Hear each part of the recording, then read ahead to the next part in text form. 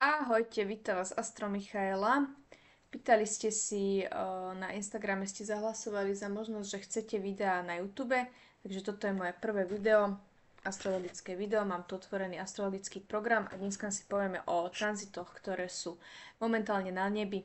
Takže slniečko sa nachádza v Kozorožcovi, Luna dneska v Bíkovi.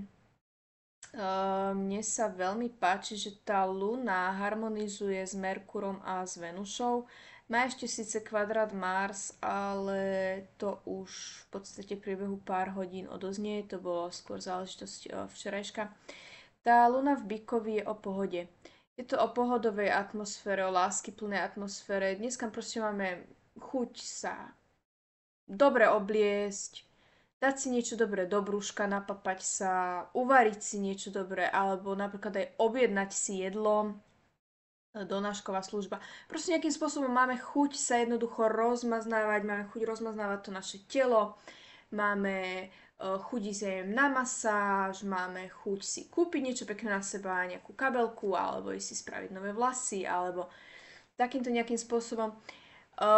Tá harmónia na Merkúr, to znamená, že cít, Luna a rozum, Merkúr, sú v harmónii. Tento krásny trigónik. Čiže rozum a cít nám krásne harmonizuje, taktiež to znamená príjemné vyjadrovanie. Tá Luna v Bíkovi je jednoducho o pohode, o príjemnosti, o jemnosti, ženskosti a jednoducho krásne to harmonizuje. Merkur sa nám dnes posúva do Kozorožca, kde bude nasledujúce 2-3 týždne. Ten Merkur v Kozorožcovi je v podstate zameraný na to. Merkur sú naše myšlienky. To, ako rozmýšľa, o čom rozmýšľame, kam vlastne smeruje tá naša myseľ.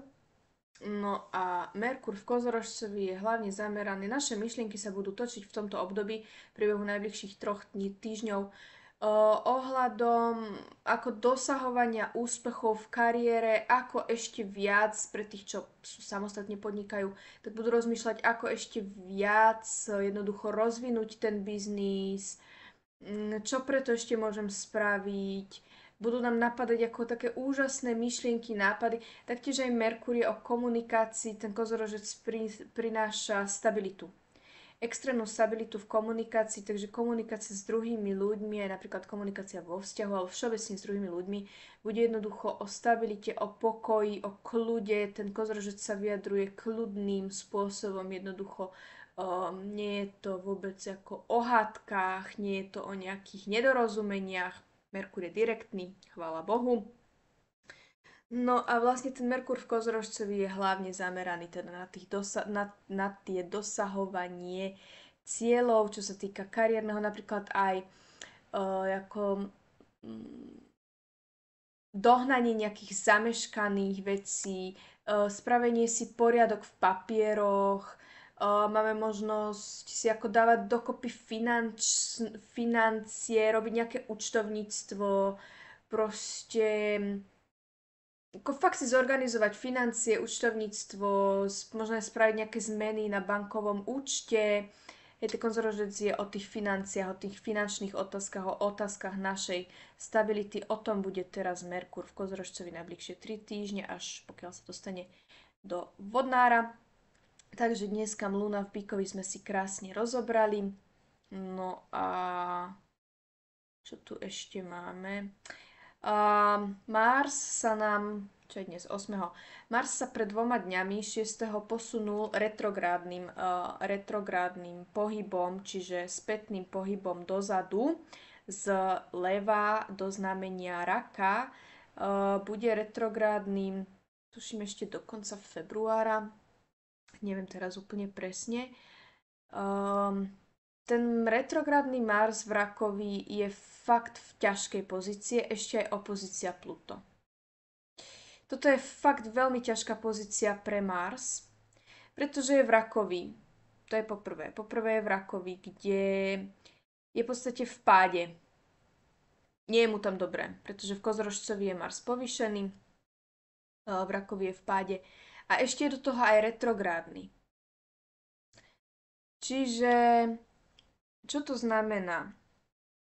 Ten Retrográdny Mars v Rakovi. Mars je vlastne o dosahovaní našich cieľov. Ako dosahujeme ciele, akým spôsobom konáme, ako bojujeme za niečo, keď niečo chcem, tak takýmto spôsobom postupujem. To je Mars.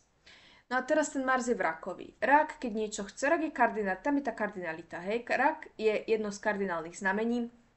Kardinálne znamenia sú rak, kozorožec, baran a váhy. Takže rak samozrejme je kardinálny. On si nejakým spôsobom ide za tým, čo chce, ale v podstate 2 kroky dopredu, 3 kroky dozadu. 2 kroky dopredu. Predstavte si ako raka, ktorý sa pohybuje jednoducho na pláži, tak ako ide. Ide bokom, nejde priamo ako šípka. Proste, keď ten Mars je v baranovi, tak ide jednoducho priamo, prebiem hlavou múr. Hej? A ten rak ide nenápadne, hej, presne teraz mi prišlo, že ten Mars v Rakovi ide nenápadne za svojim cieľom a skôr tak ako by som citovo mohol ovplyvniť alebo zahrať na takú strunku citovú, ako by som mohol tak citovo proste ovplyvniť tých ľudí, aby sa tá situácia tak poskladala, aby to bolo v môj prospech. Čiže napríklad, ja nechcem úplne hovoriť, že Mars v Rakovi je o citovom vydieraní, ale v podstate je. Prepačte.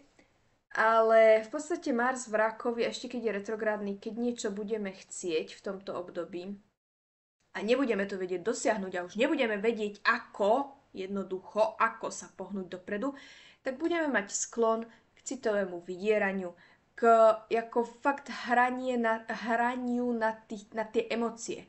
Jednoducho zatlačenie na tú emocionálnu rovinu toho človeka, od ktorého budeme niečo chcieť, alebo ako všeobecne. A ešte tá opozícia na Pluto, to je ako také, že chcem to za každú cenu. Je jedno, koľko to stojí, proste to chcem. Akože neviem, na čo mi to bude, možno to ani v budúcnosti nevyužijem, ale proste strašne to chcem. To Pluto je intenzita. Pluto je sila, intenzita. Jednoducho strašná, ako strašne, proste strašne to chcem moc. Takže sme si prebrali asi také hlavné veci, ktoré sa nám tu odohrávajú. Venuša je v rybách, čiže fajn. Dneska je veľmi dobrý deň, pretože Luna v Bíkovi a Venuša v rybách krásne spolu harmonizujú túto sextilom 60 stupňov. A obidve sú v ženských znameniach, takže toto je fakt proste dneska o ženskej energii. Fakt dneska ísť ku kaderníkovi, kúpiť si niečo dobré, uvariť si niečo dobré si dať do brúška. Keď nechceš váriť, tak si aspoň niečo objednaj. Rozmaznávajte sa sami seba. A takže ja si myslím, že toto je asi všetko. Dúfam, že sa vám video páčilo. Ak sa vám video páčilo, tak mi môžete dať like, môžete mi dať komentár, môžete mi do komentáru napísať, čo by vás zaujímalo ako v ďalšom videu, čo by som mohla rozobrať. Možno nebudem každý deň rozoberať ako denné energie, možno sa budeme rozprávať o nejakých témach iných, budeme rozoberať nejaké horoskopy, čo ja viem, slávnych osobností, alebo ja tu mám v pláne rozoberať napríklad aj môj horoskop, aby ste videli. Mám tu v pláne rozoberať horoskopy nejakých mojich známych ľudí, pokiaľ mi dajú na to zvolenie, pozor. Takže ja si myslím, že to je všetko. Tak sa s vami lúčim. Ahoj!